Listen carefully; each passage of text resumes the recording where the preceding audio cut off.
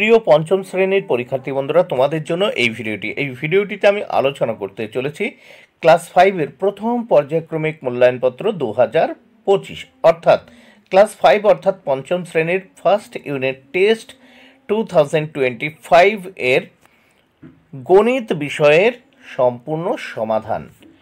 বন্ধুরা, পূর্ণমান 20, সময় 40 মিনিট।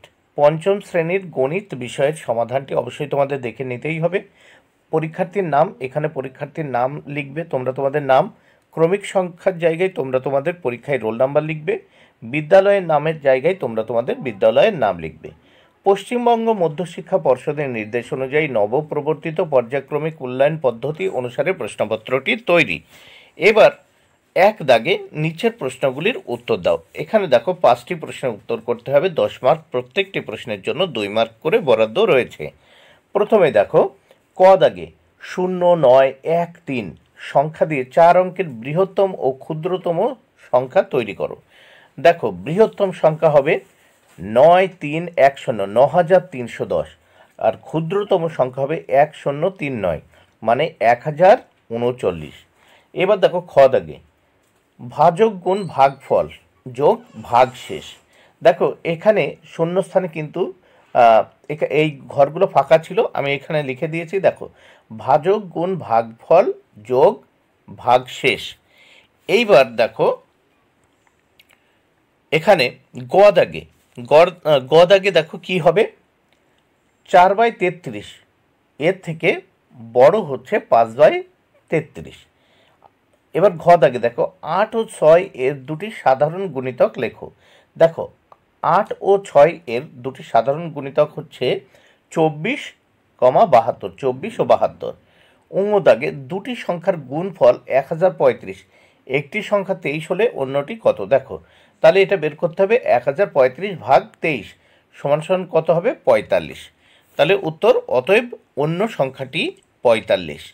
2 দাগে দেখে নেব আমরা। 2 দাগে কি বলেছে? মান নির্ণয় করো। দেখো 8/25 যোগ 2/25 যোগ 7/25। তাহলে এর মান নির্ণয় করতে হলে আমাদের কি করতে হবে? এই নিচের সংখ্যাগুলো আমাদের কি করতে হবে, যে এই 3টে 25 রয়েছে, এর লসাগু করলে কত হয়? 25। এইবার তাহলে আমরা বসালাম 25। এইবার দেখো এই 25-এর ভিতর কবার যায়?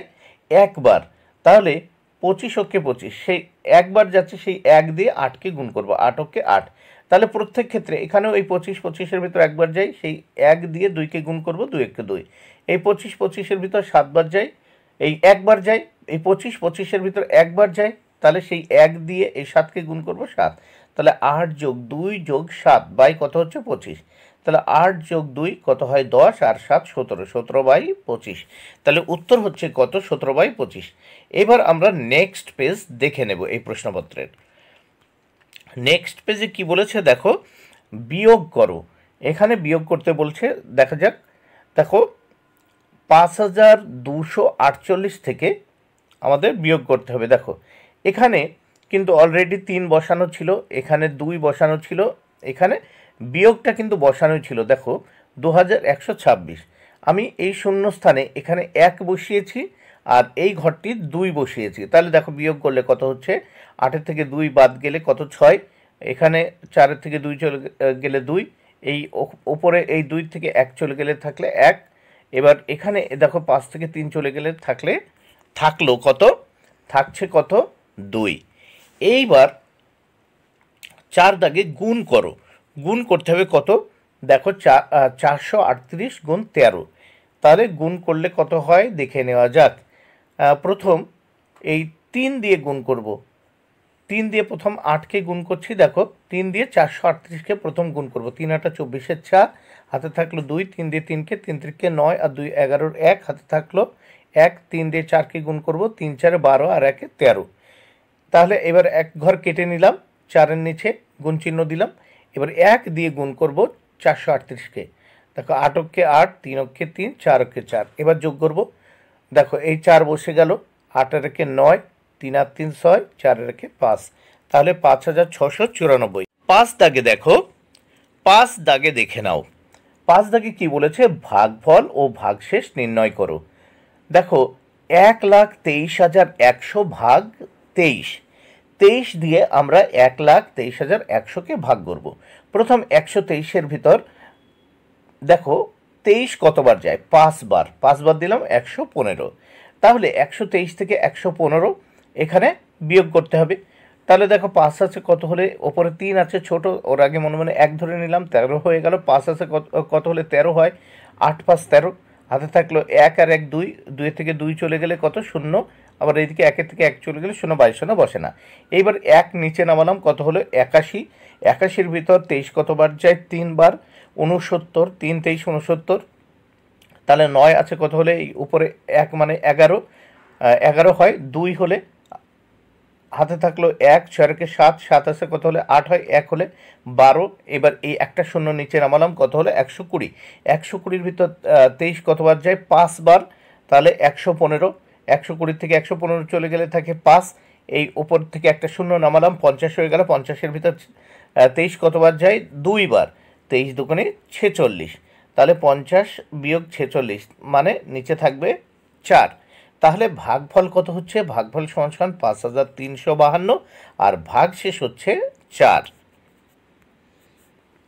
6 দাগে নিচের সমস্যাটির সমাধান করো। 6-এর ক, দেবব্রত বাবু তার 6 মাসের আয় দিয়ে 7 মাসের খরচ চালান। তার মাসিক খরচ 12,270 টাকা হলে মাসিক আয় কত? অথবা খতে আছে সর্বাধিক কতজনের মধ্যে 22টি লিচু ও 66টি গোটা কালোজাম সমান ভাগে ভাগ করা যাবে? উত্তর, দেখো দেবব্রত বাবুর 7 মাসের সংসার খরচ 12, দেখো এখানে কি বলেছে, 12,270 গুণ 7 সমান সমান 85,890 টাকা। তাহলে 85,890 টাকা। অতএব 7 মাসের সংসার খরচ সমান সমান 6 মাসের আয়। অতএব 6 মাসের আয় 85,000, দেখো 890 টাকা। অতএব তার মাসিক আয় 14,315 টাকা। এবার দেখো অথবাতে এখানে আমাদের কি করতে হবে, গসাগু বের করলে বেরিয়ে যাবে অঙ্কটি। 22, দেখো 22 দিয়ে 66কে গসাগু করব ভাগ প্রক্রিয়ায়। তাহলে 22 কতবার যায়, 66-র ভিতর 3 বার, 3 22 66। তাহলে নির্ণয় গসাগু কত হচ্ছে, 22। অতএব সর্বাধিক 22 জনের মধ্যে কালোজাম সমান ভাগে ভাগ করে নেওয়া যাবে। বন্ধুরা, ভিডিওটি ভালো লাগলে অবশ্যই লাইক কমেন্ট শেয়ার করুন। Thank you very much. Keep watching my channel and my video.